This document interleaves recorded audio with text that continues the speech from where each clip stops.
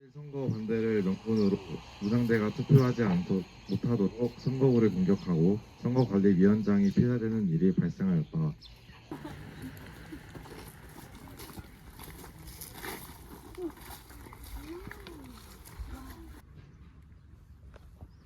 그때 당시에 우리 제주도뿐만 아니라 한반도가 나라를 반쪽 만드는, 남과 북이 분단되는 그런 상황이었습니다. 또 일본이 이제 1945년도에 패망해서 물러갔지 않습니까? 그런데 그 자리에 미국이라는 또 다른 세력이 와서 또 통치를 합니다. 그렇게 하니까 우리 피 끓는 제주 청년들은 이거 안 된다. 우리는 자주 독립해야 되고 나라가 분단돼서는 안 된다. 두 쪽 돼서는 안 된다. 통일해야 된다. 이게 사상입니다. 난 원래 이 표선만 가시리에서 낳고 자란 사람이고, 내가 연령을 나이 먹은 건 자랑은 아닌데, 31년 2월 21일 날 내 그 주민등록번호가 그렇게 돼요. 그러니까 우리나라 지금 그 당년으로 봐서는 90세 그렇게 지금 나이를 먹었어요. 내가 4.3 당시에 18이에요. 48년에 18이에요. 그래서 그 당시에는 우리 연령이 죽기도 많이 죽었고, 지금 우리나라 그 핵무소에, 인천 핵무소에도 우리 동갑이 6사람이나 가 있어. 그 사람도 좀 6.25가 나니까 돌아오지도 못하고 다 죽었는데, 우리가 경계라 좀 상당히 좀 많이 얻어맞기도 많이 맞고, 토벌대에 의해서 참 산다는 게 그렇다고 해서 누가 도와줄 사람도 없고, 우리가 맞아도 어디 고발할 데가 없어. 우리가 두들 패나 좀 픽한데는 아버지를 누가 데리고 가서 죽여도, 어디 가서 우리 아버지 죽였습니다 해서 고발할 데가 없어. 그렇게 우리는 두드려 맞고 어디 죽여도 고발할 데가 없어. 우리는 도와줄 사람이 없어. 그런 세상에 살았어요. 지금 소방서 소방서가 있는 데가 버들못이요. 그걸로 조금 올라오면은 교회에 있는데 저 맞은편에 보면 팻말 하나 사 있어요. 거기 76명을 그 시간에 한 번 제차 알아보지도 그 시간에 와서 다 총을 쏴 다 죽였거든. 그렇게 해도 우리가 말을 한마디 못해야 됐어. 왜 죽이니? 왜 돌아가느냐? 이 말.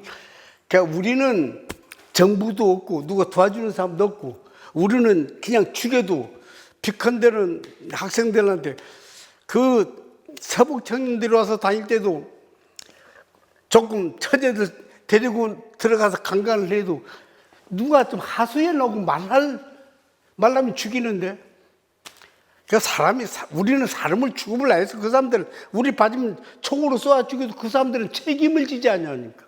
처참 시작부터 사람을 죽이기 시작한 게 내내 그렇게 한 500명이 죽었어요. 지금 신고대에서 정확하게 재작년까지 신고대 그 체육공원에 4.3 공원이 있어요. 큰 비석에 그 맹단이 있어요. 그때가 우리 갈 사람 421사람이 등기되어 있어요. 지금 미등기된 사람이 상당히 많아요. 그런데 우리 가실 사람이 한 1,500명 사는데 3사람 중에 한 사람은 죽었다는 거야. 그 탄압도 가시리같이 받은 데가 없어요. 나는 남투산 지금 내려갔는데 지금 게이트 불장 있는 데가 그 외정대 절간 창고, 그 사람들 외정대 절간에서 우리가 공출했거든. 절간 창고 두 거리가 있어. 그때 우리 가실 사람이 한 150여 명이 거기 내려갔어요. 내려가서 양 창고에 있는데, 너희들 나오려면 나와야 되고 들어가려면 들어가야 돼요. 그러니까 거기가 있는데 너희들 다 나와. 나오니까 그 창고 동옆편이 지금은 그 식당하고 있던데 그 밭 하나가 있는데 밭 한가운데 한 사람 대여섯 그 애기 하는 사람도 있고 근데 세워놓고 총을 장악하고 있더라고. 총을 장악해서 한데 그 뭐 우리는 벌벌벌 떨면서 그 나오려면 나가야 돼. 근데 그러니까 그 사람들 경언은 안 써요. 너희 마루 아이들 취급하는 거예요. 너희들 저 사람들 총으로 쏘아 죽이거든. 박수 치라고요. 그래서 팡팡하게 군인들이서 총을 쏴 죽이니까 그 애기 안 낳았던 여자는 죽었는데 그 아이는 총을 많이 맞으면 우틀에 이렇게 기어서 올라오더라고요. 또 군인이 가서 그냥 이디대에서 총을 쏘아 죽이더라고요. 한데 우리는 박수를 쳤거든. 상상이나 하겠어요. 그 지금도 이 박수치 아는 사람이 토상 김성섭이 하고 이 정덕대 우리 지금 어려도 세 사람은 지금도 이제도 그만해요. 우리가 사람을 죽이는데 박수 쳐거든. 지금 기억나는 게 그건 한이 돼요, 한이 돼요.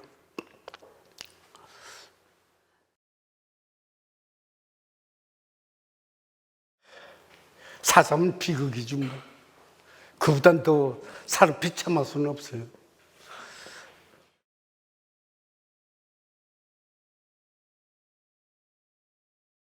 여자들 공부 시키는 집이가 몇 명 안 돼요. 그러니까 그 기업인자라도 가게 거기라도 아니까 그 주동자가 나를 이제 해녀 육지 돈 벌러 간다고 해서 돈 벌러 가게 해내.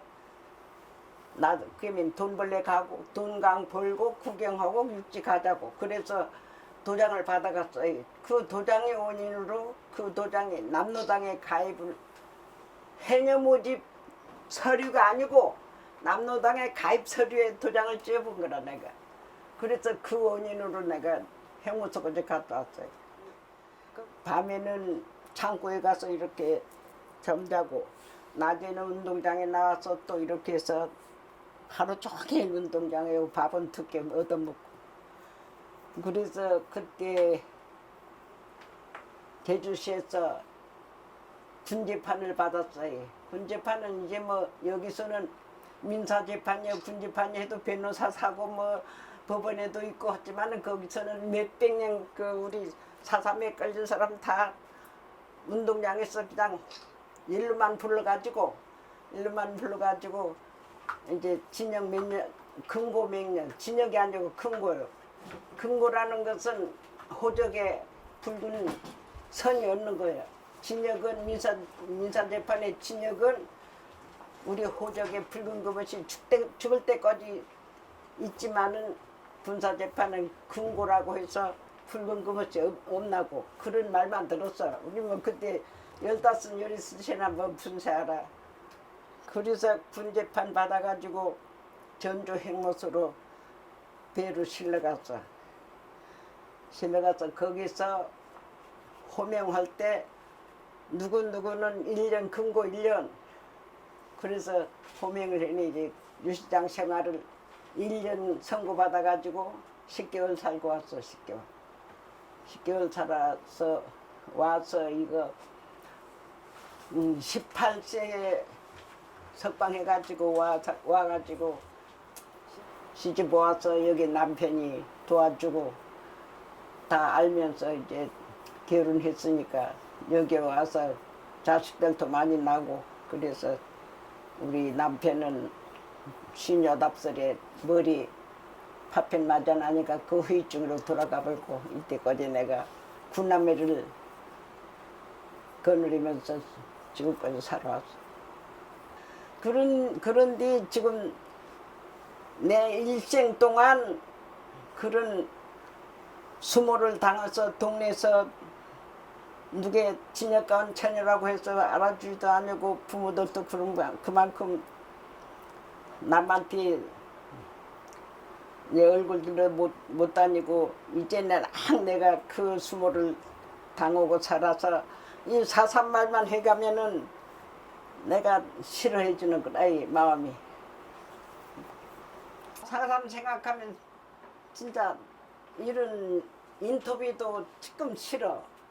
인터뷰도 내가 그 재판을 받는다고 하니까 한 2년은 했어. 2년 맨날 와서 인터뷰를 해. 맨날 거기 사삼으로 전에 돌아갈 수 있었으면은 그 외정시대 학교를 졸업하고 졸업하고 그 후에 그 해방된 후에라도 졸업하고 그것이 내가 지금 일생에 잘못한 거라. 졸업하고 그때는 서귀포 중학교만 해서 제주시 교원양성소 1년 교원양성소 1년 나오면 선생질 해먹거든.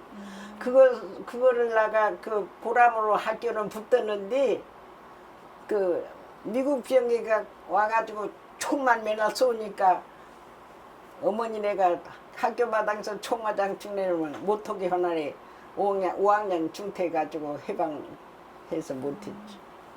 뭐 요새 앞으로 난 사람들은 많이 배우고 이는 정치도 배우고 모든 것을 다 배우니까 다 판단이 나오지만 우리는 무대기 판으로 밭디간 검질이나 매우 물이나 저당 밥이나 해먹고 그밖에 모르나냐 뭐 판단할 수가 없어. 지금도 그거라. 지금도 배워야 돼. 사람은 배워야 돼.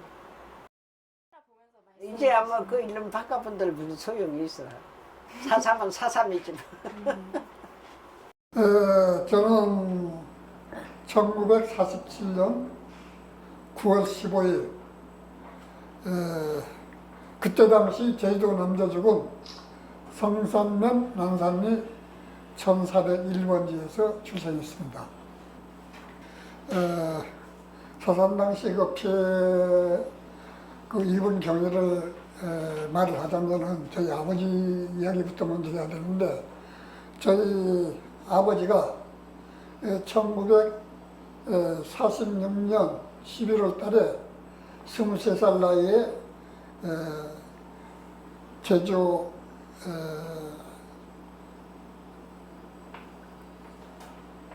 경찰서의 경찰관으로 입문을 해가지고 1947년 3월 11일에 경찰관을 그만뒀습니다. 그래서 경찰관을 그만뒀다는 이유로 저희 아버지는 그때 당시 말하자면은 좀 반동으로 몰아가지고 잡아다가 수용소에 가둬뒀다가 지금은 제주공항인데 그때 당시에는 제주 정두루 비행장을 했죠. 거기서 이제 총살을 당했고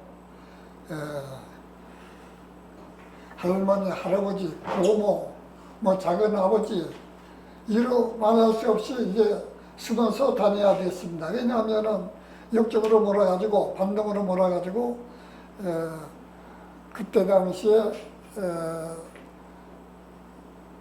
서북 특별중대라고 있었어요. 이분들이 잡으러 다니까 이제 산으로 피해 다니다가 저희들 그 가족은 그렇게 피해 다녔고 저는 그때 당시에 1949년 2월 1일 제가 태어나서 나이는 3살이고 생후 17개월 만에 어머니하고 같이 이제 서북청년 특별중대에 끌려가 가지고 성산목 터진목에서 어머니하고 또 그때 당시에 서북청년 특별중대에 잡혀온 이웃 주민들하고 같이 총살을 했거든요. 총살을 이제 거기서 어머니는 총살을 당했고 저는 그때 당시에 총상을 지금 현재 이제 몸에 그 상처가 남아 있습니다만은 총상을 양쪽 팔과 가슴에 총상을 입었고 어머니는 총살로 돌아가셨고 돌아가신 어머니 시체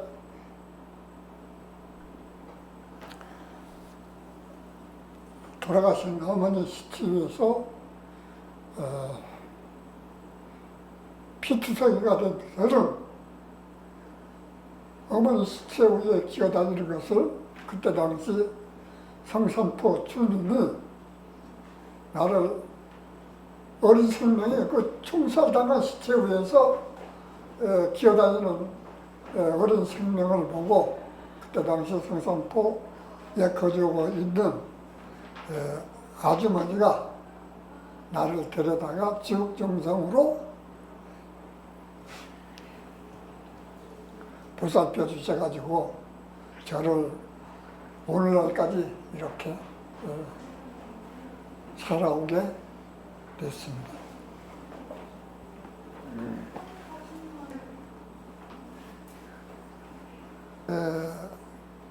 친구들은 어머니 아버지 참 그걸 부르는 걸 보면은 그 어릴 때부터 그렇게 부를 수가 없고 왜 나는 어머니 아버지가 안 계셔가지고 어머니 아버지는 그 단어를 그렇게 내가 부르고 싶었던 어머니 아버지 그 이야기를 내가 해보질 못했습니다. 그런 말을 해보지 못했고 그래서 결혼한 후에는 이제 장인어른이 계셔가지고 그래서 이제 장모님, 장인어른을 저희 부모님 같이 모셨고 그렇게 왔습니다. 만나고 싶으려 그 부부님 뭐 엄청 그립죠. 꿈이라도 나타나려고 제가 날마다 기도를 해도 이제는 기도를 안 합니다만은 몇 년 전까지만 해도 날마다 기도했습니다. 어머니, 아버지 얼굴을 모르니까 꿈이라도 나타나서 어머니 얼굴이라도 한번 봤으면 좋겠다. 그렇게 해도 그렇게 애원을 하고 그렇게 이제 기도를 하면서 노력을 했지만은 꿈에 나타나지도 않았고 부모님 뭐 엄청 그립죠. 그립고 또 4.3 당시에 우리 고모가 또 학살을 당했는데 또 우리 고모가 어떤 분이었을까 그런 생각도 들고 그래요. 그분들을 다시 만난다면 어떤 이야기를 전하고 싶으신지? 글쎄 뭐 어떤 이야기를 제가 말문이 막힐 것 같아요. 그런 일이 뭐 있을 수는 없지만 말로 표현이 되겠어요. 이후의 삶이요. 어머니 아버지 없이 성장한다는 게 참 엄청난 고통이라고 생각이 됐고요.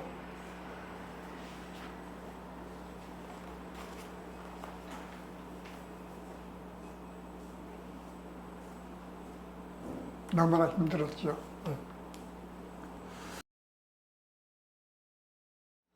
사삼은 아픕니다.